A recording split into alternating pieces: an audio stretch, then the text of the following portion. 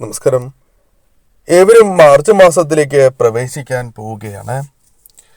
March മാസവുമായി ബന്ധപ്പെട്ട് ചില നക്ഷത്രക്കാർക്ക് അത്ര ശുഭകരമായ ഫലങ്ങൾ വന്ന് ചേരണം എന്നില്ല. ഏതെല്ലാം നക്ഷത്രക്കാർക്കാണ് ഇത്തരത്തിൽ ശുഭകരമല്ലാത്ത കാര്യങ്ങൾ സംഭവിക്കാൻ പോകുന്നത്, വളരെയധികം ശ്രദ്ധ പുലർത്തേണ്ടത് തുടങ്ങിയ കാര്യങ്ങളെക്കുറിച്ച് മനസ്സിലാക്കാം. ആദ്യം ഗ്രഹനിലയെക്കുറിച്ചാണ് പറയുന്നത്. മാർച്ച് 13 വരെ കുംഭമാസമാകയാൽ ആദിത്യൻ കുംഭം രാശിയിലും തുടർന്ന് മീനമാസമാകിയാൽ ആദിത്യൻ മീനം രാശിയിലും സഞ്ചരിക്കുന്നതാകുന്നു. ചതയം, പൂരുരുട്ടാതി, ഉത്രട്ടാതി എന്നീ ഞാറ്റുവേലകൾ മാർച്ചിലുണ്ട്. മാർച്ച് 31 രേവതി ഞാറ്റുവേല തുടങ്ങുന്നതുമാണ്. ചന്ദ്രൻ മാർച്ച് 1 കൃഷ്ണപക്ഷ ഷഷ്ടി ചോതി നക്ഷത്രത്തിലുമാണ്. മാർച്ച് 31 കൃഷ്ണപക്ഷ ഷഷ്ടി തന്നെയാണ്. നക്ഷത്രം തൃക്കേട്ടയും. മാർച്ച് 10 അമാവാസി അഥവാ കറുത്ത വാവ് വരുന്നത്. മാർച്ച് 25 പൗർണമി അഥവാ വെളുത്ത വാവും. മാർച്ച് 15 ചൊവ്വ കുംഭം രാശിയിൽ പ്രവേശിക്കുന്നതുമാണ്. ബുധൻ മാർച്ച് 7 മീനത്തിലും മാർച്ച് 25 മേടത്തിലും സംക്രമിക്കുന്നതാകുന്നു. മാർച്ച് 15 ബുധന്റെ മൗഢ്യവും തീരുന്നതാണ്. മീനം രാശി ബുധന്റെ നീചക്ഷേത്രമാകുന്നു. വ്യാഴം മേടം രാശിയിൽ ഭരണി നക്ഷത്രത്തിലാണ് തുടരുന്നത്. ശുക്രൻ മാർച്ച് 7 കുംഭത്തിലും മാർച്ച് 18 മീനത്തിലും പകരുന്നതാണ്. മീനം ശുക്രന്റെ ഉച്ചരാശിയാകുന്നു. ശനി കുംഭം രാശിയിൽ ചതയം നക്ഷത്രത്തിൽ തുടരുന്നതുമാണ്. മാർച്ച് 18 ശനിയുടെ വാർഷികമായ മൗഢ്യം തീരുകയുമാണ്. രാഹു മീനം രാശിയിൽ രേവതി നക്ഷത്രത്തിന്റെ 2ാം പാദത്തിലാണ്. കേതു കന്നി രാശിയിൽ ചിത്തിര നക്ഷത്രത്തിൽ സഞ്ചരിക്കുന്നതുമാണ്. മാർച്ച് 6 മുതൽ കേതു അത്തം നാളിലാണ് സഞ്ചരിക്കുക. രാഹു കേതുക്കളുടെ സഞ്ചാരം പിന്നിലേക്കാകുന്നു. ഇതിനെ അപസ്യവിഗതി എന്ന് വിളിക്കുന്നു. ഈ ഗ്രഹനിലയുടെ പശ്ചാത്തലത്തിൽ നോക്കുകയാണ് എങ്കിൽ മാർച്ച് മാസം ചില നക്ഷത്രക്കാർക്ക് വളരെയധികം ദോഷകരമായ ഫലങ്ങൾ വന്നു ചേരും. കണ്ടകശനിക്ക് തുല്യമായ ഫലങ്ങൾ തന്നെ ജീവിതത്തിലേക്ക് കടന്നു വരും എന്ന കാര്യം തീർച്ച തന്നെയാണ്. ഈ നക്ഷത്രക്കാരെ കുറിച്ചാണ് ഈ വീഡിയോയിലൂടെ പരാമർശിക്കുന്നത്. തിങ്കളാഴ്ച ദിവസം നടത്തുന്ന വിശേഷാൽ ശിവപൂജയിൽ ഉൾപ്പെടുത്തുവാൻ ആഗ്രഹിക്കുന്നവർ പേരും നിങ്ങളുടെ ജന്മനക്ഷത്രവും കമന്റ് ബോക്സിൽ രേഖപ്പെടുത്തുക. എന്തെങ്കിലും പ്രത്യേക ആവശ്യത്തിനായി പ്രാർത്ഥിക്കേണ്ടതായിട്ടുണ്ട് എങ്കിൽ ആ കാര്യവും രേഖപ്പെടുത്താൻ പ്രത്യേകം ശ്രദ്ധിക്കുക. ഈ നക്ഷത്രക്കാർക്കാണ് പ്രധാനമായും ശുഭകരമായ ഫലങ്ങൾ ജീവിതത്തിലേക്ക് കടന്നു വരുന്നത്. ഇനി ഏതെല്ലാം നക്ഷത്രക്കാർക്കാണ് ജീവിതത്തിൽ ദോഷകരമായ ഫലങ്ങൾ വന്നു ചേരുന്നത് എന്ന് മനസ്സിലാക്കാം. തിരുവാതിര നക്ഷത്രക്കാരെ സംബന്ധിച്ചിടത്തോളം അത്ര ശുഭകരമായ ഫലങ്ങൾ ലഭിക്കണം എന്നില്ല. പല രീതിയിലുള്ള ആശയക്കുഴപ്പങ്ങൾ, ആശങ്കകൾ വന്നു ചേരാം. പലപ്പോഴും മുന്നോട്ട് വെച്ച കാൽ പിന്നോട്ട് എടുക്കേണ്ടതായി വരാം. ഗാർഹികമായ പ്രശ്നങ്ങൾ നിങ്ങളുടെ ജീവിതത്തിലേക്ക് വന്നു ചേരാം. അത്തരത്തിലുള്ള പ്രശ്നങ്ങൾ നിങ്ങൾക്ക് ഒഴിവാക്കാൻ സാധിക്കില്ല എന്ന തോന്നൽ പോലും മനസ്സിലേക്ക് കടന്നു വരാം. ആത്മവിശ്വാസം കുറയാം. വിദ്യാർത്ഥികൾക്കും ഗവേഷകർക്കും അല്പം കൂടി പരിശ്രമം ആവശ്യമായി വരും. ചില വ്യക്തികൾക്ക് മടുപ്പും അതേപോലെ തന്നെ മടിയും തോന്നുന്ന അവസരങ്ങളാണ് ഇത്. ആത്മീയപരമായ കാര്യങ്ങളിൽ വിചാരിച്ച രീതിയിൽ തന്നെ മുന്നോട്ട് പോകുവാൻ സാധിക്കണം എന്നില്ല. എന്നാൽ മാസത്തിന്റെ 2ാം പകുതി മുതൽ സ്ഥിതിഗതികൾ അല്പം അനുകൂലമായി തീരും. മക്കളുടെ വിവാഹ കാര്യത്തിൽ ശുഭകരമായ തീരുമാനങ്ങൾ എടുക്കുവാൻ സാധിക്കണം എന്നില്ല. രാഷ്ട്രീയപരമായും ചില പ്രശ്നങ്ങൾ വന്നു ചേരാം. അതേപോലെ തന്നെ നിങ്ങൾ ചെയ്യുന്ന കാര്യങ്ങൾ നിങ്ങൾക്ക് അനുകൂലമായി തീരാത്ത അവസ്ഥ വന്ന് ചേരാവുന്നതുമാണ്. ഈ സമയം ഇഷ്ടദേവതയെ പ്രാർത്ഥിച്ച് പരമശിവനെ ആരാധിച്ച് മുന്നോട്ട് പോവുക.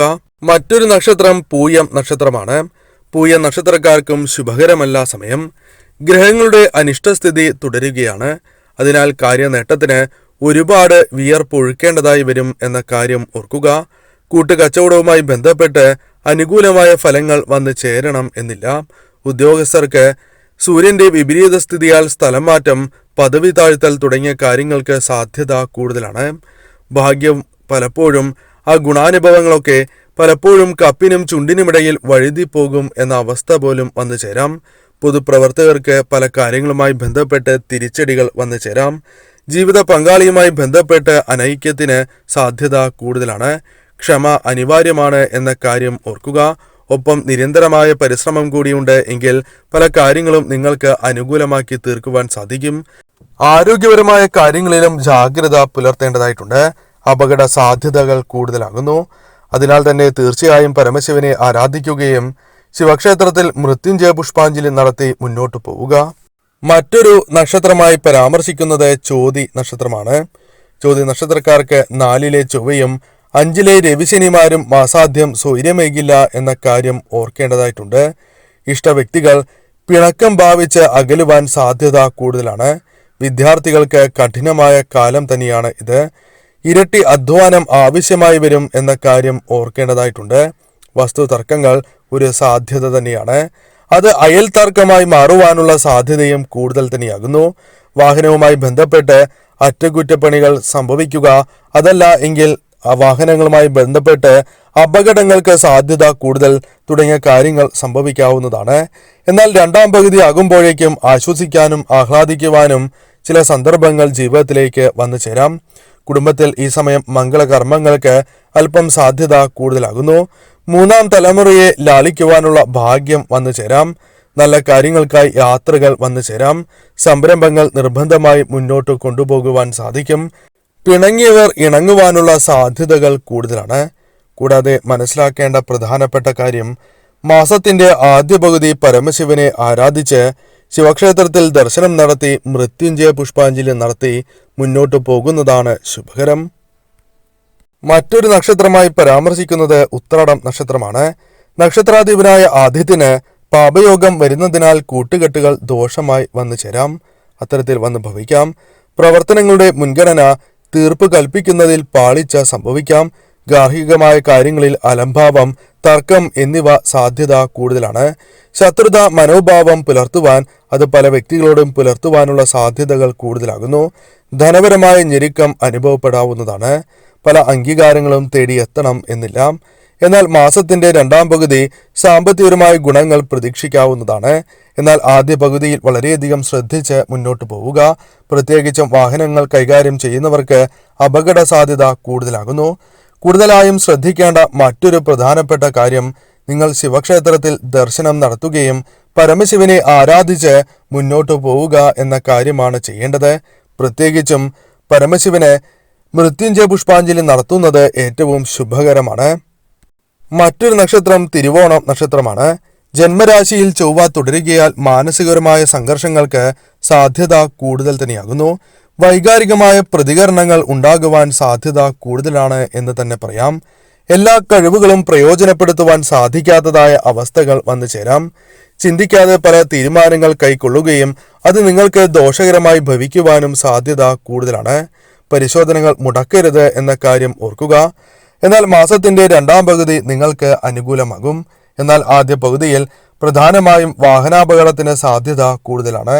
അപകടങ്ങൾ സംഭവിക്കാം. അതിനാൽ അത്തരം കാര്യങ്ങളിൽ വളരെയധികം ശ്രദ്ധ നിങ്ങൾ പുലർത്തേണ്ടതാകുന്നു. എന്നാൽ രണ്ടാം പകുതിയിൽ ബിസിനസ്സുമായി ബന്ധപ്പെട്ട് നേട്ടങ്ങൾ വന്നു ചേരാം.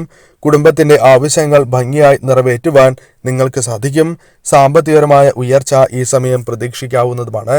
എന്നാൽ മാസത്തിന്റെ ആദ്യ പകുതി പരമശിവനെ ആരാധിച്ച് ശിവക്ഷേത്രത്തിൽ ദർശനം നടത്തി പ്രത്യേകിച്ചും മൃത്യുഞ്ജയ പുഷ്പാഞ്ജലി നടത്തി പോകുന്നത് ഏറ്റവും ശുഭകരമാണ്.